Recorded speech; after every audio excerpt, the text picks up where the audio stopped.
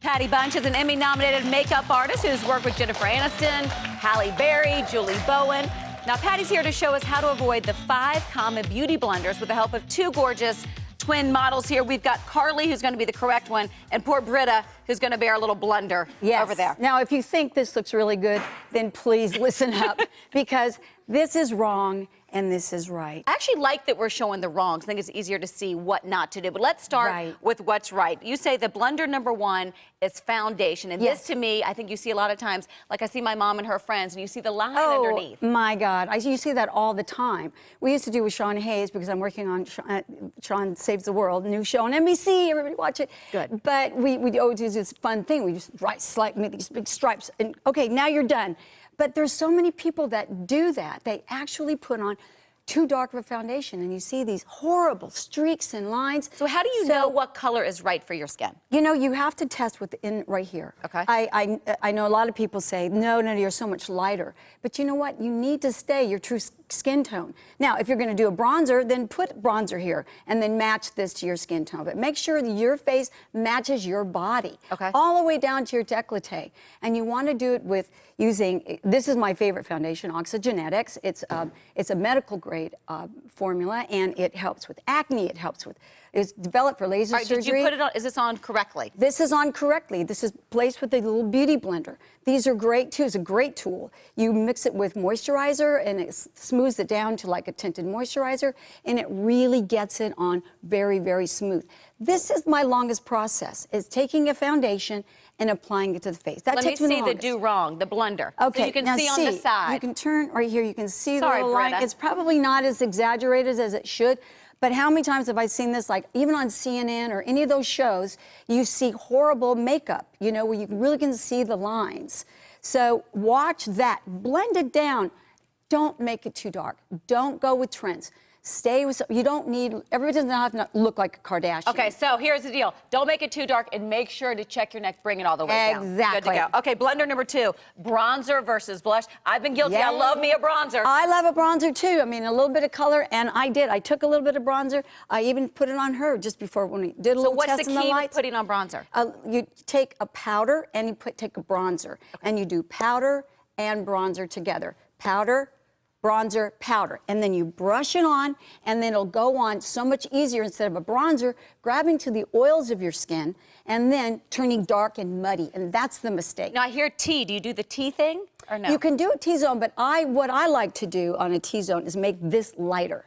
This brings out the face. It focuses in on the eyes. Okay. So keep the center of your face a little lighter, and then the darker of your face, it actually shades it, reshapes it, restructures it, and it makes you look a lot more beautiful. Let's see her. This is the, woo, look at you. Well, again, if you think this looks so good, you've got a problem. Okay, so the blush, right? People take the blush way too far down, and you drag the face down. Older women, I'm 62, I have to watch the placement of my blush. It's got to stay up here because my face is starting to sag. Okay, so where do you put the blush? Let's get specific. Okay, everybody's different. Okay, these girls, technically over here in the right one, now you don't see a whole lot of blush on her because blush should be blush. You're perfect. Blush should show embarrassment or that you're happy, or it's your expression of your body temperature. So her face, you want to put it right more here and then blend it up with like more of a contour. Okay. Know where the placement is. Stand in front of the mirror and try some things. Try some colors. Blend is key. And blend again using the powder, blush, powder effect, and then it's not going to grab onto your oils of your skin. Okay, wait, Patty, I want to get through all these. Okay, eyeshadow. Eyeshadow. Don't mix your eyeshadow with your fashion. And don't mix, as far as what you're wearing. And don't follow the trends. Follow your eye. I like natural shades. In all the pilots that I do a lot of sitcoms, I do a lot of shows, started off a lot of actors in that realm, and I go natural. I like natural. I think if you're young, like a teenager, you can experience with the color, but I think once you're up in the 30s, 40s, I just think stick to natural. Exactly. It always looks a little fresher. Look at you over there. Hey, hey, hey. Blue, right? How many times we want to go with blue eyeshadow, right?